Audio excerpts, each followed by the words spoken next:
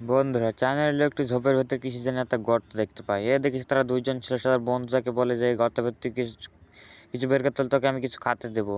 এছাড়া বন্ধুরা সে কিছু না ভেবে গর্তের ভেতরে হাত ঢুকে দেয়, কারণ সে একটু পাগল টাইপের ছিল। অনেকক্ষণ ঘাটাঘাটির পর বন্ধুরা সে গর্ত থেকে একটি কাঁকড়া বের করে আনে, যা অনেক মানে বিষাক্ত মনে হচ্ছিল।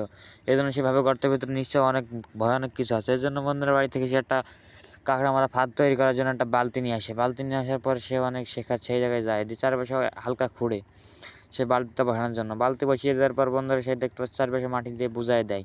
বুঝাই দেওয়ার পর সে কোথায় জানি যায়, যে তারপর কিছু ছ্যাদলা নিয়ে আসে। ছ্যাদলা নিয়ে আসার পরে বন্ধুরা তারপর একটা কচুর পাতা দিয়ে দেয়। কচুর পাতা দিয়ে দেওয়ার পর সে ভাবে একটুখানি পরে একটু পরে বাসার থেকে আসবো। তারপর সে বাসার থেকে ঘুরে আসে, ঘুরে এমন কিছু দেখতে পায় যাতে তোমার চোখ কপাল উঠে যাবে। এর আগে তুমি যদি আল্লাহকে ভালোবেসে থাকো, ভিডিওতে একটা লাইক, একটা কমেন্ট, একটা শেয়ার করে চ্যানেলটিকে সাবস্ক্রাইব করে অবশ্যই পাশে থাকবা। তো বন্ধুরা দেখতে পাচ্ছ সে বালতির ভেতর অনেকগুলা ক্যাকড়া উঠেছে, যা অনেক বিষাক্ত।